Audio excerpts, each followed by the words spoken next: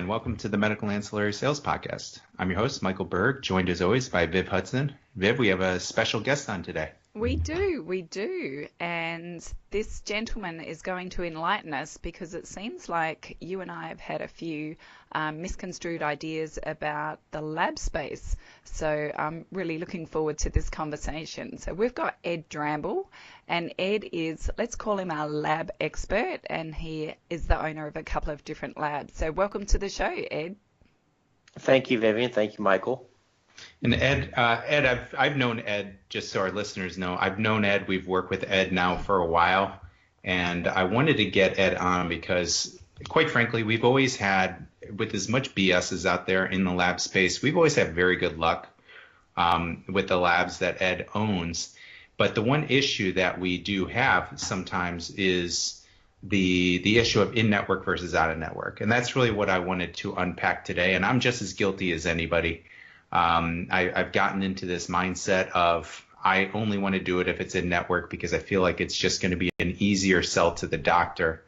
Unfortunately, there are some big drawbacks to going in network, namely being my paycheck is lighter with the same number of specimens.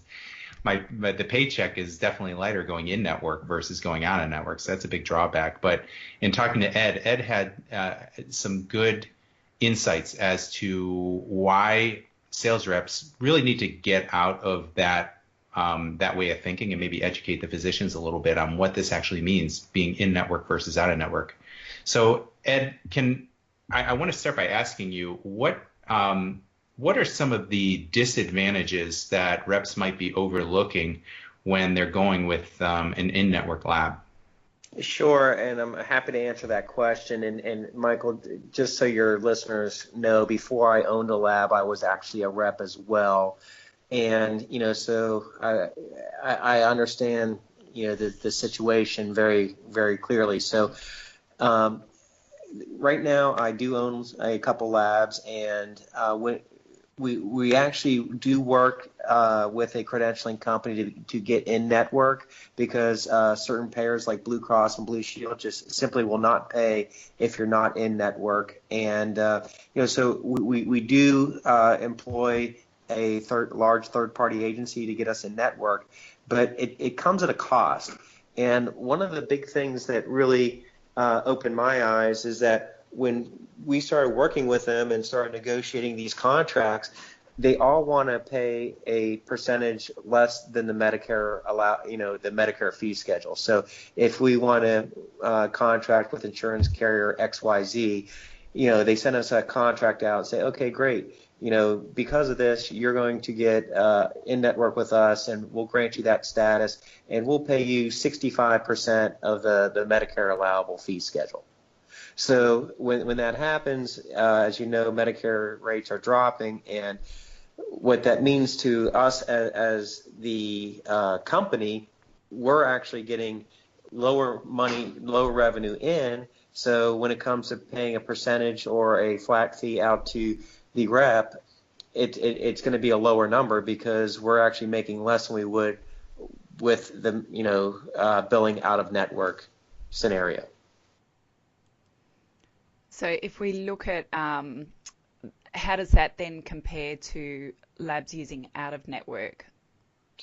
Right. Okay. So we use an out of network company. It's a complementary company, and there's a few of these out there that what they do is they negotiate with all the insurance companies already for us. And so there's one large company that we use, and we fall into the out-of-network category, and there's literally 7 to 8 pages of insurance companies. So I'd easily say there's close to 1,000 insurance companies that we actually have a pre-negotiated, already determined rate of 1.25% of the Medicare fee schedule. So if you're with Aetna, for example, when we go through this company, I'm going to get 1.25 times the Medicare allowable rate going through this third-party intermediary, and it's electronic payment, electronic remission to us. So we're almost going to get twice as much out of the same sample as we would have as if we were in network.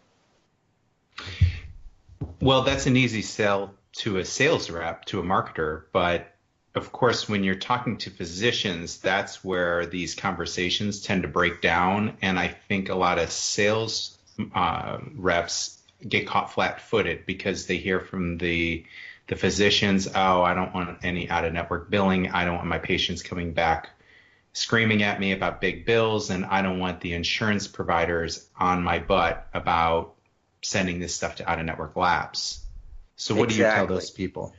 Well, as I discussed earlier, Blue Cross and Blue Shield, not only do they not like to pay a lab that's out of network, they also like to send a little nastygram to the physician saying, you're using an out of network lab and you need to go to an in-network lab, or we're going to cancel your contract. So what we try to do is we try to work with the Blue Crosses and Blue Shields, and if not,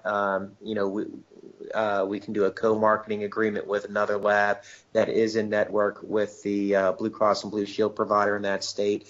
But the big thing for the doctor is they don't like the patients calling in with big bills. That's the bottom line. Blue Cross and Blue Shield, you're going to have those physicians getting the letters, and quite often they just send those out to the Quest or the LabCorp, whoever got the contract, and there's nothing we can do about that. But what we have done is we've come up with my labs. I work with a large third-party biller as well, and we came up with a very favorable financial assistance program that applies to all our patients. So the biggest problem out there is the doctor getting the phone call, hey, I got a $500 bill, or I got a $1,000 bill for my toxicology test. Well, that's what makes the patients irate, and then they pick up the phone and they call the doctor, and then the doctor calls the rep, and the rep calls the lab, and it's just a vicious circle that's out there. So what my lab did is, with our large third-party biller company, what we did is we created a uniform financial assistance plan that applies to all patients, and it goes up to an adjusted gross income of $200,000. So if your household income is $0 to $29,999, what happens is they fill out the financial assistance paperwork, which is just a one-page statement that they sign with their income, and they send it in to the lab with a sample. And then once we process the sample, that paperwork goes to our biller, and then the biller will bill whatever insurance plan. And then if there is a outstanding balance, our biller looks to see if they meet our financial assistance plan. And if this patient made $24,000 annually, we take that into consideration, and we send the bill out for $20 to the patient because they met our financial assistance plan. So I imagine in your lab that you actually go and get some doctors directly. So what's the actual conversation that you're having in office to be able to sell them on what you have? Sure. Well, Dr. Vivian, I like the sound lab of that. Our lab is in network, and we'll explain which carriers that we're in network with. And for the patients that aren't in network, which it's very difficult for any lab to get into all the insurance carriers, what we've done is we work through a complementary payer, and that complementary payer already has pre-negotiated prices with close to 1,000 insurance carriers.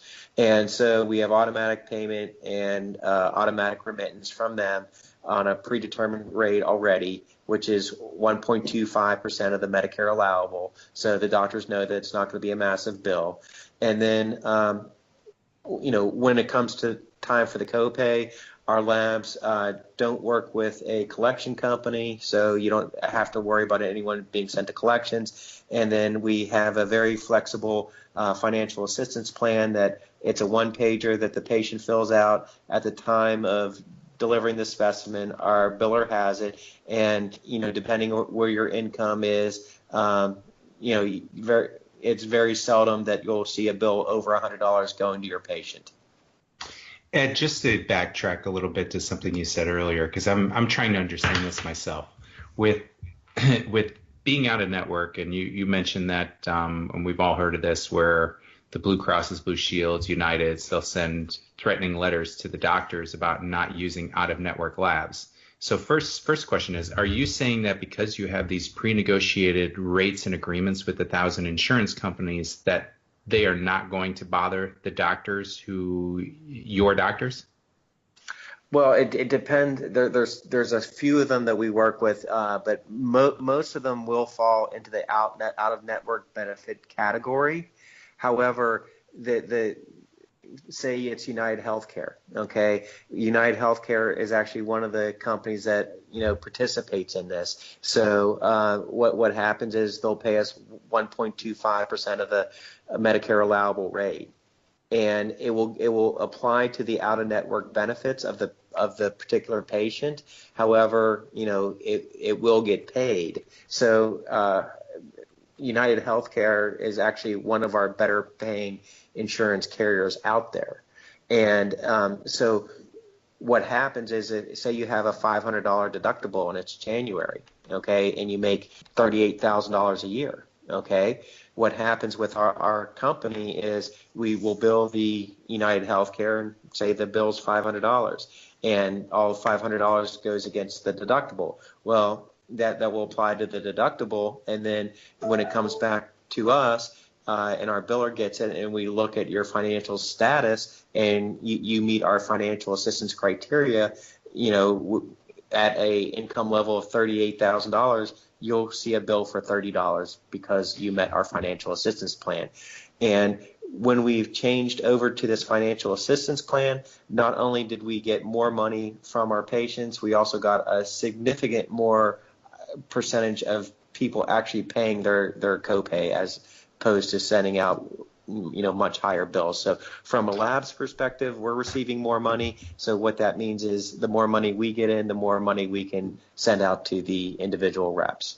And just to make sure I understand, so you're saying in that scenario with the $500 charge, does that cover their entire deductible then? That $500 deductible? It depends on their individual plan. More and more plans are going to higher and higher deductibles. So you can be seeing, $1,000, $2,000 deductible plans out there. It's not uncommon for that. But yes, the amount of their lab work would go towards their deductible. Okay, well, thanks a lot, Ed. I think that we've all got a bit of an education into in-network, out-of-network billing and the implications for both the doctor and the patient. And I think that that's really useful information for our sales reps to have on them when they're talking to doctors about labs. So thanks very much for joining us today, and have a great day. It was my pleasure. You can jump into the fire.